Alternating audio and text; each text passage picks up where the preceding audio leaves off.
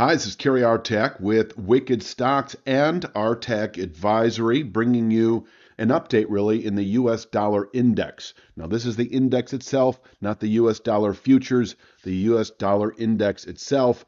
And so, if you're familiar with it, this really sort of tracks the US dollar in relation to a basket of other um, very prominent trading partners: Canada, Mexico, European community, so forth and so on. So I'm not going to get into all that, but this is a pretty decent measure of the strength or weakness of the US dollar in relation to a basket of other primary currencies. And so what I'm showing here, and if you've been watching these updates, and I've done 3 or 4 of them in the last few months, we have a long-term speed line. So this is a monthly chart. I do need to stress that this is not a daily or a weekly. That far left low goes back to 2008, and the far right high goes to September of 22.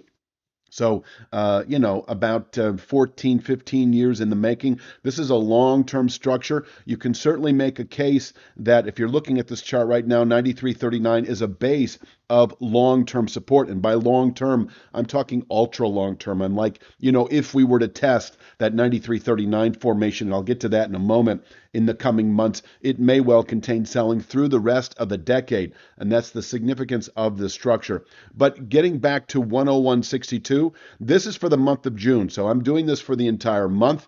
This is June 1st. I recorded this on Thursday, June 1st, 2023. And this is sort of forecasting ahead as we move into summer trade, into the third quarter, so forth and so on. 101.62 is nothing more than a rising one-third speed line. I'm not going to get into how to construct it, but I can show you pretty simply that there's not a rocket science behind it. If you take a look at that 2008 low to the far left against the 22 high, I suppose I could have put those numbers out there for you.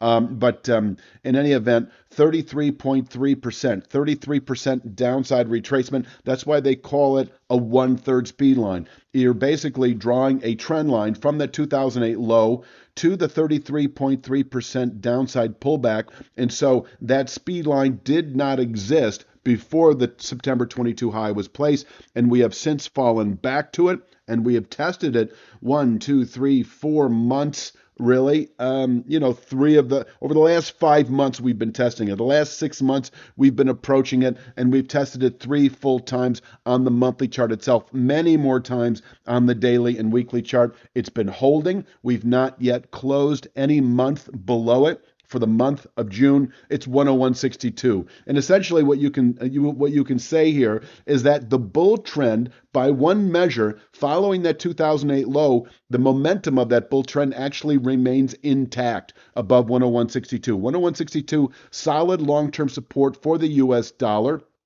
And I think near term, and by near term, we're talking the next 3 to 5 months, right? Because this is a monthly chart. It may actually happen in the month of June. 105.83. Simple horizontal channel structure that is our ceiling. I'm going to say through the rest of the year. We can top out at 105.83. I'm not saying that we will top out there through the rest of the year. It's just that I don't see a go with upside buy signal in the US dollar through the rest of the year unless we can close above 105.83. Until then, this is a pretty, in terms of the kind of the next 3 to 5 months, a two-sided framework with solid support at 101.62 and decent resistance at 105.83. We could trade inside that wedge all the way through the rest of the year. And if we do close above 105.83, and in fact, I might add that that is the likelier outcome because of the significance of 101.62. It's a long-term speed line going back 15 years or so.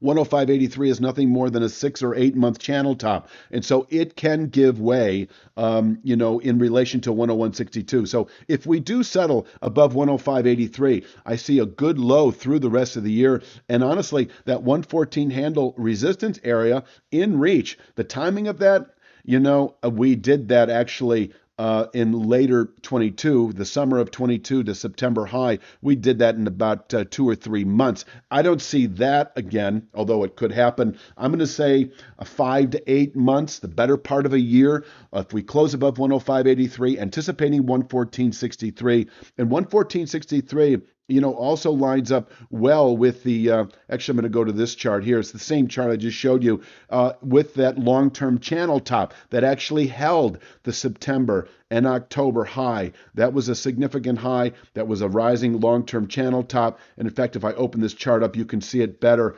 114.62 for the month of June rises to 115.47 by the end of the year. I don't expect to see that area once again anytime soon, unless, of course, once again, we close above 105.83. And then what I see here, as I showed a moment ago, is how that 114.63 objective lines up nicely again with the long-term channel top. They're both in the 114.60s. That rising long-term channel top climbs into the 115.47 region by the end of the year. So I'll leave you with this image. Bottom line, actually, I might jump to one more. Holding above 101.62, you can make a case that between now and over the next full year of trade, this market is free actually to rotate back upward into that 114, 115 handle area again. And of course, the signal for that would be a settlement above 105.83 at the end of June. That signals aggressive gains once again through the rest of the year. Now for the downside, if we do happen to close below 101.62 at the end of June, that sets off a meaningful sell signal. I don't know by the end of the year if we would reach 93.39, which rises to 94.32 by the end of the year. It certainly could happen. A 3 to 5 month downside sell-off if we settle the month of June below 101.62, 94.32 in reach over that time frame certainly could happen. We see precedent for it in terms of previous volatility, but honestly, volatility has waned significantly following that September high, and I think that could be easily once again kind of a 5 to 8 month move that could spill into the first quarter of 24 before easing back to 93.39, 94.32, climbing monthly. That long-term channel bottom, 93.39, climbs to 94.32 in December, able to contain selling through 24, and above which a multi-year, more than decade-long channel structure remains firmly intact. I don't see a good reason to be bearish the US dollar long term, i.e., into later decade, unless we violate that lower channel bottom. And I'm not even going to go there because it's so off the mark right now. You know what? Pushing 8 minutes on this video. I'm going to leave it at that. I hope this was helpful to you, and we will talk soon.